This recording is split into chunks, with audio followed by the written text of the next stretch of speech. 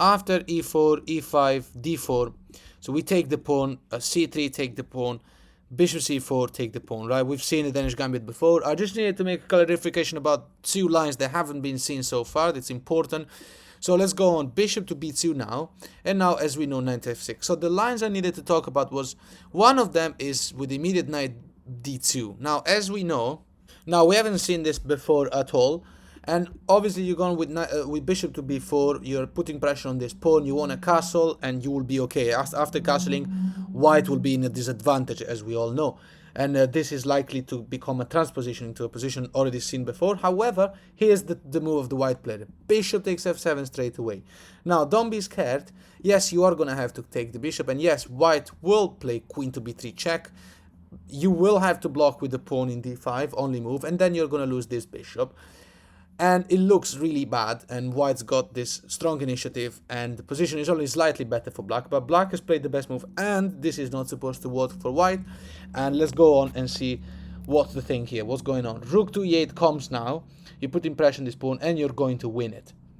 There's nothing to do here. Now, the variation that happened against me, and this is basically the reason why I'm making this video, well, it happened to me plenty of time, it happened today as well. Knight to f3 now. And I kind of, like, I didn't know what to do. I couldn't play bishop e6 to defend the pawn because of knight g5. Knight g5 is a strong move. So, obviously, I also didn't want to take with the pawn. So, here was the right move. The right move is, I ended up playing knight c6, which is wrong. Knight a6 is the best move. The reason is, you want to keep for yourself the possibility to play knight to c5, which ultimates the pressure on the pawn in e4. And knight a6 comes with an attack on the queen. So, let's go on. If queen to b3 now. Well, if queen to, let's say, c3, for instance. Well, okay, if queen to b3 now, pinning the pawn, you just play knight c5, and then you've got so much attack, got 4 attackers over e4, and the advantage becomes increasingly greater. So, let's not look at that. If queen to c3 instead, now you finally recapture this pawn, comes with an attack on the knight, and knight to g5 check, king to g8. It's one of those positions that you just really hate to play because you feel so much under pressure, and you have to play the most solid and accurate moves to win. Let's go on. What can happen now? 2 moves. If white goes on with castle, then simply end the game with queen d3. You're threatening a swap of queens, and it's impossible to avoid. If the queen were to move away from the defense of this knight in d2, you will win the knight. So the only way for the white player to try and retain the queen on the board and the initiative is queen to c1. But now you close the thing with e3. It's game over. Nothing else to do. If pawn takes, then queen recaptures. You're also targeting this knight in g5. So let's go back here. Instead of castling, let's look at something else. Let's look at queen b3 check. Obviously, you can't block with the bishop because the knight's attacking you. How do we finish this game? Queen to d5. Just force a swap. That's it. You're also attacking the knight. So the swap is forced, and you're just 100% winning this endgame. You've got 3 pawns against 1 here. Great majority.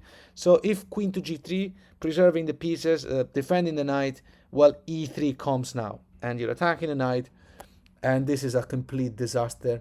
So what can possibly happen now? You're also targeting the square f2, which with a discover attack, with discover check on the king.